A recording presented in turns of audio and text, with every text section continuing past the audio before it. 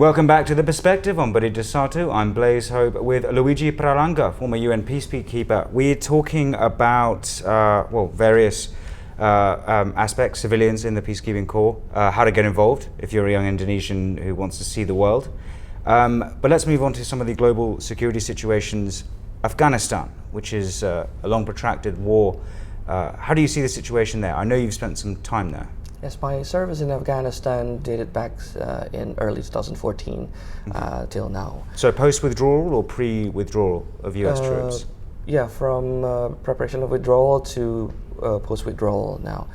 Before Afghanistan, I spent 2 times serving in Iraq during the weapons inspection mission and then the political missions in Baghdad for 3 years.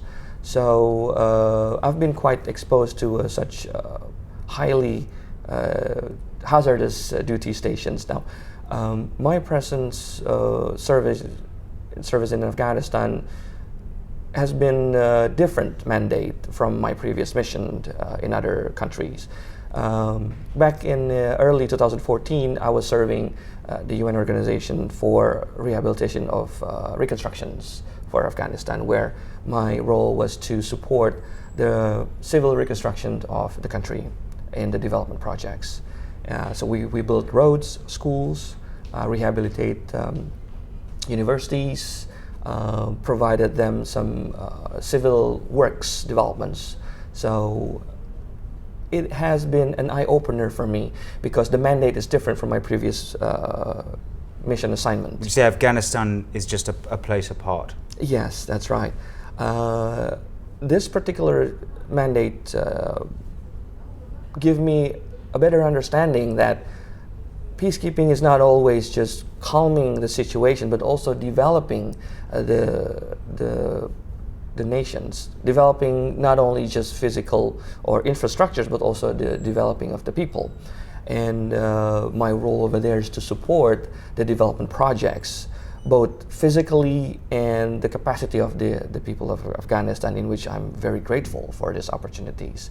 And it takes me a different acquired skills to understand better in terms of skill sets and opportunities to improve in the future, because development sector has a very different approach compared to peacekeeping. We are pretty much after the hot conflicts is over. Yeah.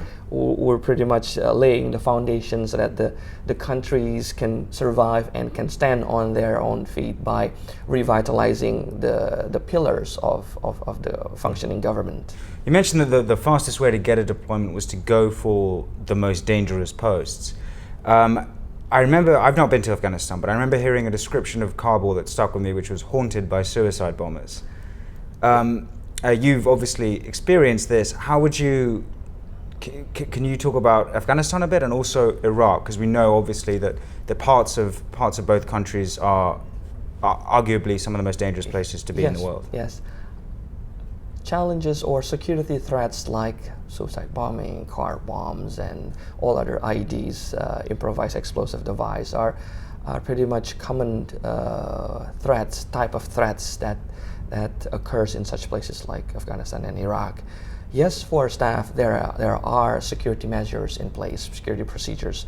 For staff to be able to be ready to be deployed there, prior to their deployment, they have to go through and succeeded to pass security trainings, awareness of IEDs, awareness of being kidnapped and stuff like that, and how to engage into when you are under such conditions of being kidnapped or a carjacking, what you need to do. There are series of trainings need to be conducted. Mm-hmm. So it's very important for those who are aiming or being deployed to such geographic like Iraq and all other duty stations to get some competencies, enough training provided by the organization that employs them, so that they are well aware and they are competent to address when they are caught in situations like that, because suicide bombing and all those kind of stuff is common and it happens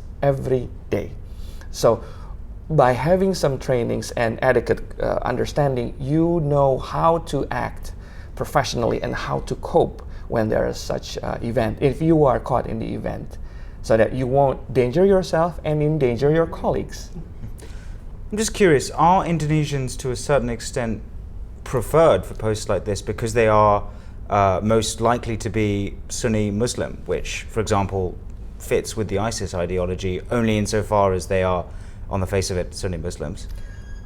Well, not in particular Sunni Muslim. We Indonesians are peace-loving countries, and it's not the same brand. It's not the same Definitely brand. not.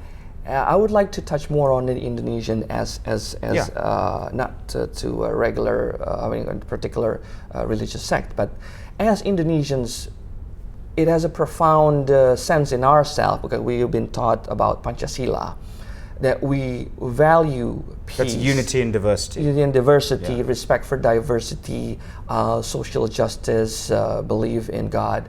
So all those values has been embedded in every Indonesians. That reflects a nation's identity recognized by people, like people in Afghanistan, and also the track records of how the governments plays their roles in their diplomacy has been pro-peace, and we've been actively contributing to global peace and security. So, having been an Indonesian serving in such challenging place, we had already have a competitive advantage embedded to ourselves. And I believe that, from my experience, being Indonesians stationed in such place has an added competitive advantage because we are well accepted, and our mindset is already fit to the basic requirements, and we always place impartiality in our engagement, apart from the mandate of our organizations. I've got to hold you there, we've got to go to break. But yeah, if you're Indonesian, you're at an advantage. Stay tuned to The Perspective, we'll be right back.